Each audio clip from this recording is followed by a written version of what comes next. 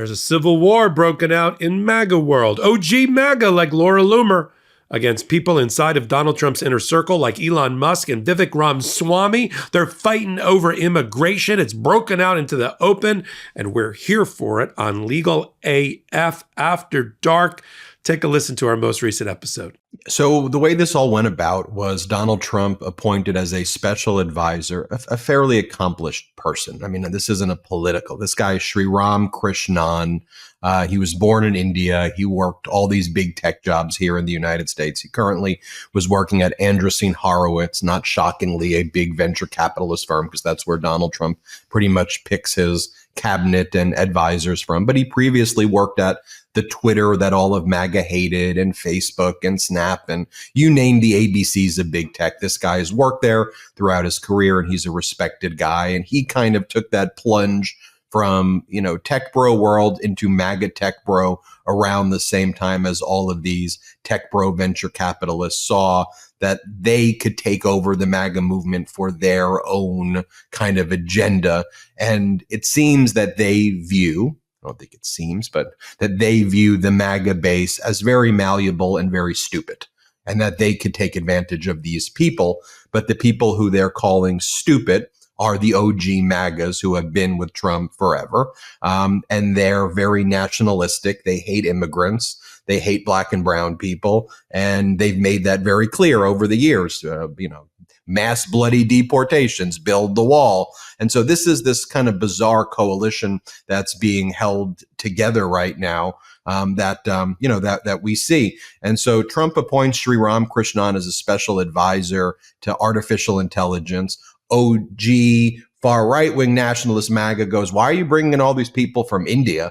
To which Elon and the tech bros are saying, we need these talented engineers from India. What are you talking about? We love our engineers from India. We don't like, and they were trying to appeal to the far right MAGA. We don't want the other immigrants, like when it comes to agriculture and hospitality and construction.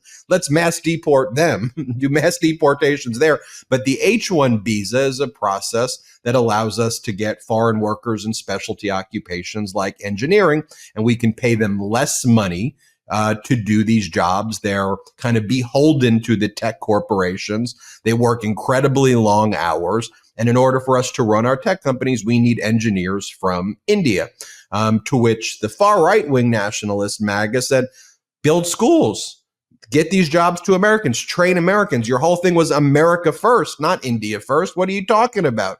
And then this is where kind of Elon Musk and Vivek Ramaswamy took it an extra step. And you use the R word. I hate using this word, but I just want people to know what you're referring to. On multiple occasions, Elon Musk started referring to the MAGA base as retarded and subtard. And he said, go F yourself. And then Vivek Ramaswamy said that the American culture of mediocrity is to blame, and essentially said, look, all these white families, and not so many words, Vivek basically, like these white families had their kids grow up with Boy Meets World and Zack Slater from Saved by the Bell, while Indian families were having their kids study around the clock and work much harder and had higher aspirations. And so really, the big problem here is that, American white families are just not doing the good job. And we need Indian engineers from India because the culture is just a more ambitious, smarter, more sophisticated, harder working culture. And they're saying that to the MAGA base, whose whole thing is the exact opposite. So the MAGA base is like, huh? What? I mean, they're saying it in a lot more stronger terms than I am. Laura Loomer goes, the elephant in the room is that Elon Musk, who is not MAGA and has never been, is a total effing drag on the Trump transition. He's a stage 5 clinger who overstayed his welcome at Mar-a-Lago in an effort to become Trump's side piece and be the point man for all of his accomplices in big tech to slither into Mar-a-Lago. Laura Loomer calling him a side piece. This is where Ian Miles Chung, who's a big right-wing influencer, he's not American, he lives in Malaysia, this guy, and he refers to the other part of MAGA. And again, I hate using this word, so please forgive me. It's newsworthy, so I have to say it. He goes, Much of the anger being driven towards Elon Musk today is simply disappointment being projected by the retarded right that's on the fringes of the conservative movement against Musk, whom they wish was an unrepentant racist like they are. And then Elon Musk responds exactly. Elon Musk also was asked by some of his right-wing supporters, like questions like this. There are over 330 million people in America. Surely there must be enough among them to build your ultimate team. Why would you deny real Americans that opportunity by bringing foreigners here? Elon Musk responds, your understanding of the situation is upside down and backwards. Of course, my companies and I would prefer to hire Americans, and we do. And that is much easier than going through the incredibly painful and slow work visa process. However, there is a dire shortage of extremely talented and motivated engineers in America. This is not about handing out opportunities from some magical hat. You don't get it. This is blindingly obvious when looking at NBA teams, as the physical differences are so obvious to see. However, the mental differences between humans are far bigger than the physical differences. In other words, Elon Musk is saying, in not so many words, that white Americans are dumber than foreigners who come here and work the jobs for him. Then someone responds to him, open a school, we have brains. Elon Musk then goes, if you need a school, you've lost already, to which this other account goes, incredible. At this rate, you're actually going to make me side with the leftists who want you treated like a hostile foreign agent. Then Elon Musk started banning all these kind of right-wing accounts. He suspended Laura Loomer's account. He suspended all these other right-wing accounts, and that's kind of that sets up the stage right there, Popok. So you talk about this arcane H-1B visa kind of process, but it's also showing that these tech bros, they're like, we need immigrants, just ours for engineering, not the other ones where we have labor shortages. Yeah, that's great. Let me unpack a couple of things. We use some shorthand. I want to make sure everybody's on the same page with us. When we say tech bros, those are the owners and principals of tech companies in Silicon Valley and Provo, Utah, and in different places around the country, mainly men. This kind of the Joe Rogan type, Elon Musk type people, and we shorthand it with tech bro. H-1B is on paper. It has always been a very, very important way to connect talent to jobs where Americans can't fill those jobs, at least not at the capacities that are necessary. I'll give you an example. We're in the midst of not just an AI renaissance, we're in the midst, because of Donald Trump and other policies, of a cryptocurrency and crypto mining renaissance. You have to mine through computer, quantum math and computer and electricity and power. You have to mine the Bitcoin and the cryptocurrency. And so states like Washington State that have hydroelectric and other places are becoming the home of crypto miners. But they need, for instance, electricians. Right now, if your child doesn't want to go to college, or does want to go to or wants to go to college, think about the job of an electrician, because they are in short supply and high demand in places like Washington State because of crypto mining. And so take that to the next level. Electricians are needed, but also people who have engineering backgrounds, strong work ethic, and the like. So H-1B is on paper a very good program. Now, there's abuse. Let me be fair. There is abuse in the H-1B program. The Bloomberg just did a great investigative report that came out a couple of days ago about abuse in the H-1B program, where 50% or more of the H-1B visas, which are these golden lottery ticket visas that give you a path to ultimate citizenship in this country, they're being obtained not by the individuals in India, but by placement agencies that are acquiring en masse and applying for en masse the actual H-1B.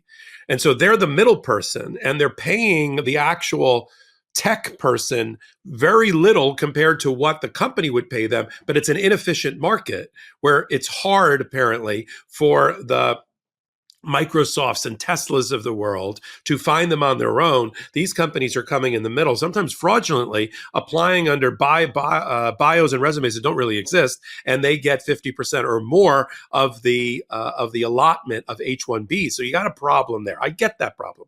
On the Laura Loomer front, this is the part that gives you and me special delight here on the network. Here's a comment that she wrote. think about the crazy that went into this statement, where she combines the Great Replacement theory, which is a racist, bigoted theory that came out of Europe that has been mapped onto Democrats and liberals by saying all you care about is replacing white people and white voters with black and brown people. That's the Great Replacement theory. So you have that going on in her head.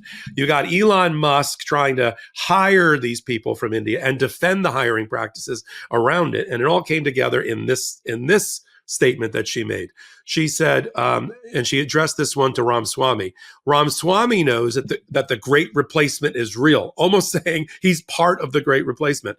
It's not racist against Indians, she wrote, to want the original MAGA policies I voted for. I voted for a reduction in H-1B visas, not an extension. See, here is the disappointment of MAGA voters who are thinking they got duped in the process of voting for Donald Trump. I wonder, Ben, as a thought experiment, if we reran the election, the November 5th election, how many MAGA voters for Donald Trump would either stay home or not vote for him, now knowing what he has done in his cabinet or his proposed candidate and what he's doing with Elon Musk and Vivek Ramaswamy. I'll leave that for comments today in the chat. Here's what else she said.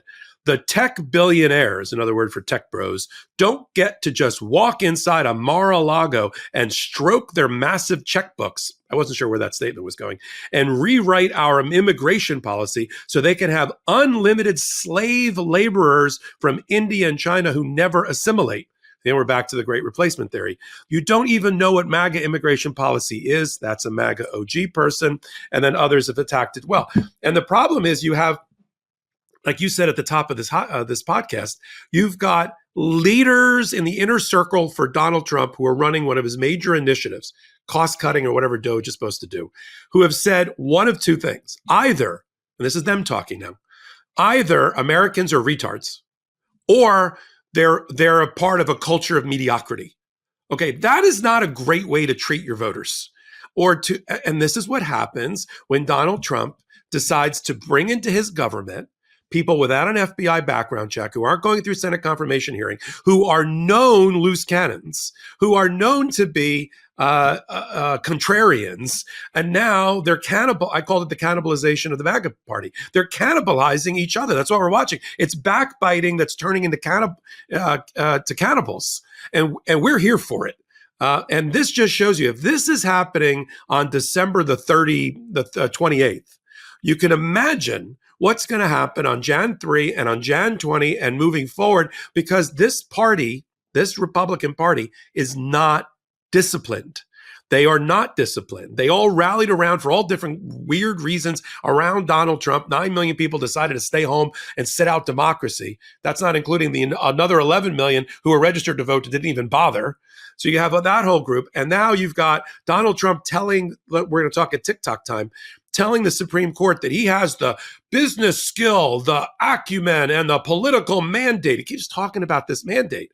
As you said, this coalition is barely held together with tissue paper and chewing gum. I mean, and there are fissures that are already showing themselves. And that is where fair-minded people and people at the center, or people who are progressives or liberals or Democrats, that is what we need to exploit. The quicker we can take advantage of that and the complete chaos that's going to be them trying to govern in the House, in the Senate, through executive order, the quicker we can exploit all of these divisions, the quicker and faster we can make Donald Trump a lame duck president. We have to take all of this, pin him down in the House. Look, the House Democrats learned a very valuable lesson and did really well in the remaining hours and days of the 118th Congress about how to be an effective party in opposition, effectively making Hakeem Jeffries the co-speaker of the House. That's going to continue. The Senate, a little bit harder, but the Senate is a little bit different of a body. So they're not proposing many bills. But the Senate Democrats have to do their part per committee, especially during the all-important confirmation hearings that we'll be covering live here on the MeidasTouch Network. And then the court system comes into play when Donald Trump sees the chaos and can't get anything done in the Congress, and he tries to stroke executive orders and do it by pen.